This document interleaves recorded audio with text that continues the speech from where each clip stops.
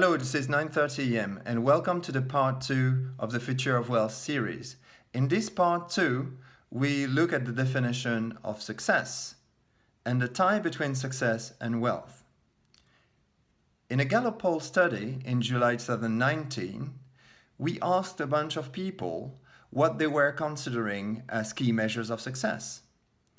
Overwhelmingly, they responded that status and education were actually key success factors.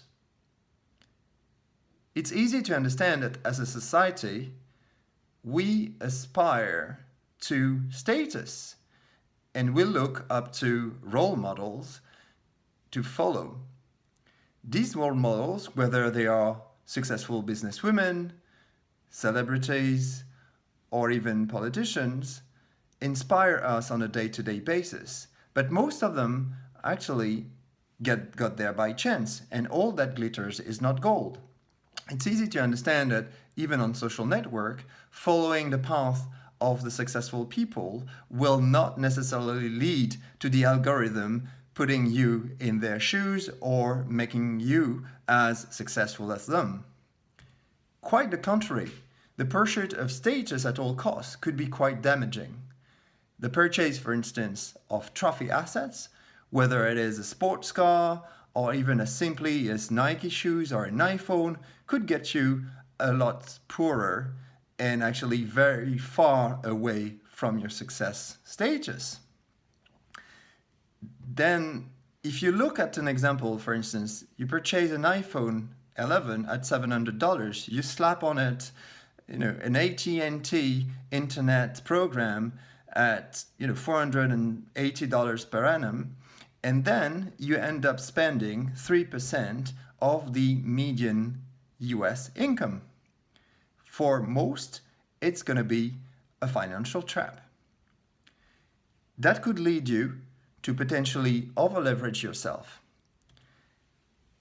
Over-leveraging is actually a damaging factor in societies as a whole and with particular pitfall for US society.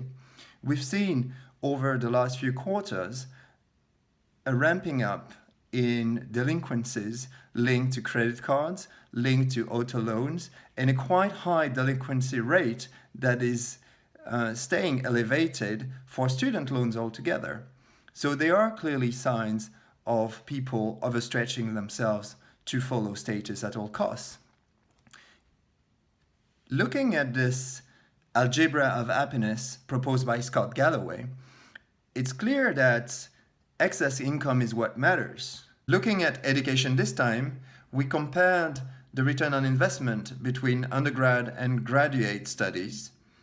We looked at tuition costs and we looked at salaries you were getting at the end of these studies.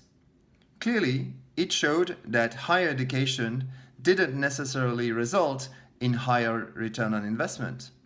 Luckily today, you can use ad hoc programs, whether it's vocational training, digital courses, mass online courses, in order to improve your chances of getting paid higher, not necessarily having a huge cost base to do that. Taking the same Gallup poll studies back in July 2019, we then asked people what were for themselves the key success metrics. And a very different picture came up.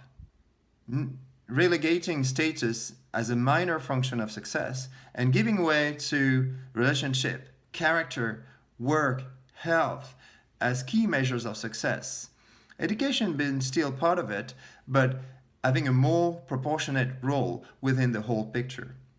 So clearly, what we showed today is that not status, but a balanced approach to life with a high importance given to relationship and character are key elements to determine success. Let's stay tuned to hear more in part 3, and in the meantime, feel free to like us and follow us, and we'll be thankful for that. Thanks a lot. Bye-bye.